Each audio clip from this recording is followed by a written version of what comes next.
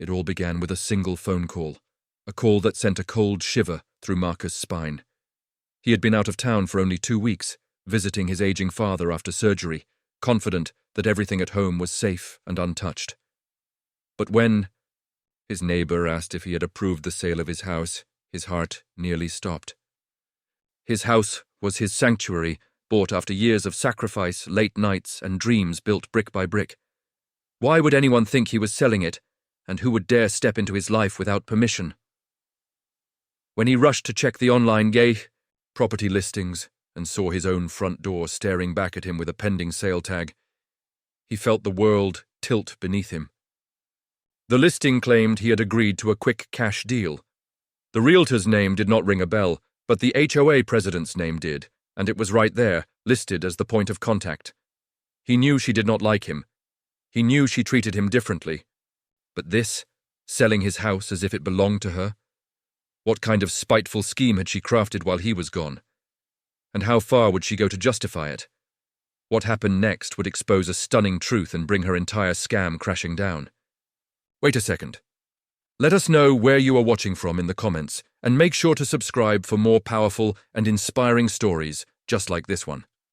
Marcus Jenkins had worked for almost a decade as a software engineer, carefully budgeting, saving and planning for the day he could buy a home in a calm, quiet neighborhood where he could finally breathe. 3 years earlier, he had found it, a beautiful 2-story house tucked between tall oak trees with a wide porch and a spacious backyard where he planted herbs and vegetables. For him, this was not just property. It was stability, a life he had earned. But from the moment he moved in, he noticed the looks.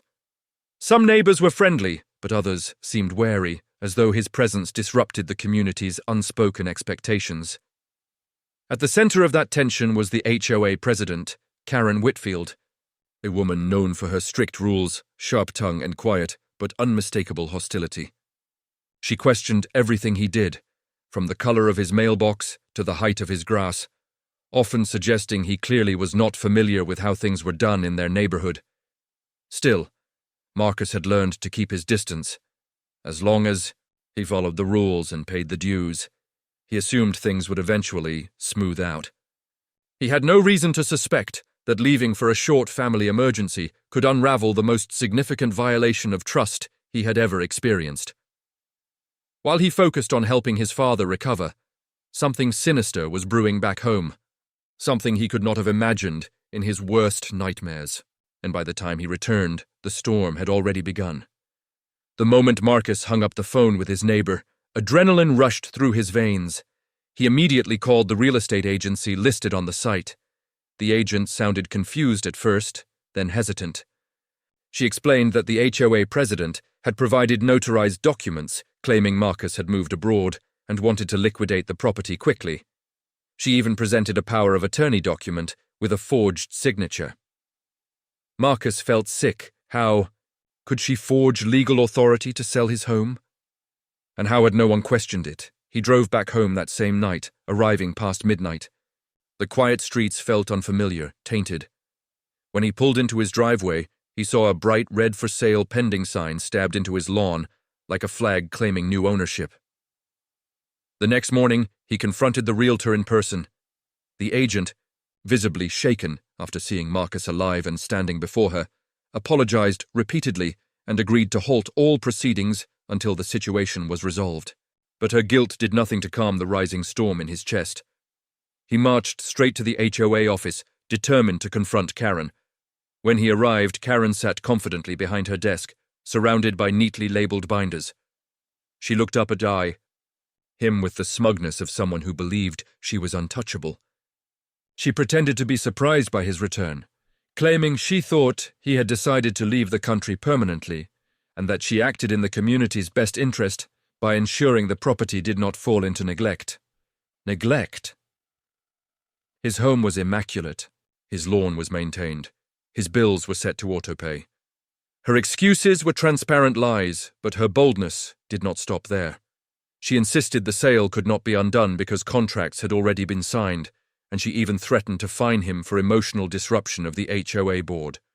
Marcus realized then that this was not ignorance or misunderstanding. It was targeted and intentional. a calculated effort to push him out of a neighborhood she did not think he belonged in. He contacted a lawyer who advised him to gather evidence quickly. He dug through his mailbox, his home camera footage, and online property records. What he uncovered was even worse than he expected. Emails between Karen and a private buyer discussing how getting rid of him would finally restore the neighborhood's traditional appearance and how no one would question a quick sale if handled properly. His hands trembled as he read the messages. This was not just harassment. This was racial prejudice, power abuse, and fraud woven into one web. And he was determined to expose it. The truth exploded into the open during the emergency HOA meeting that Karen herself called to clarify the misunderstanding. The room was packed, neighbors whispering, curious, anxious to see what exactly was going on. Karen stood at the front, rehearsed and poised, ready to spin her narrative. But Marcus came prepared. When she began speaking about miscommunication, he interrupted and laid everything bare. He played the security camera footage showing Karen trespassing on his porch, photographing his home, and slipping fraudulent documents into his mailbox. Gasps echoed through the room. Then he displayed the email thread, the one where she discussed removing him quietly and ensuring the neighborhood looked the way it used to. A heavy silence fell over the crowd. Even her supporters shifted uncomfortably, unable to defend what they were reading. Karen's face turned pale as she sputtered excuses, claiming the emails were taken out of context.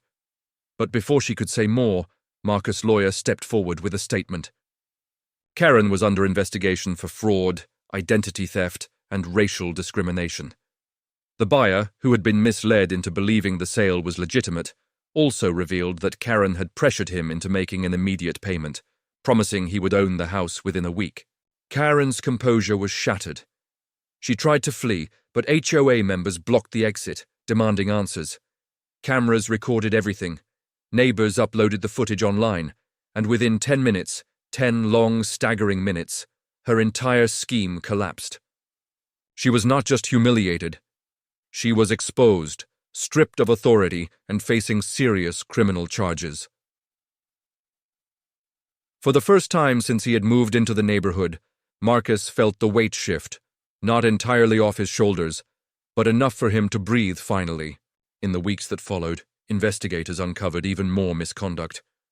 Karen had targeted other residents as well, mostly minorities, issuing excessive fines, manipulating HOA votes, and enforcing completely fabricated violations.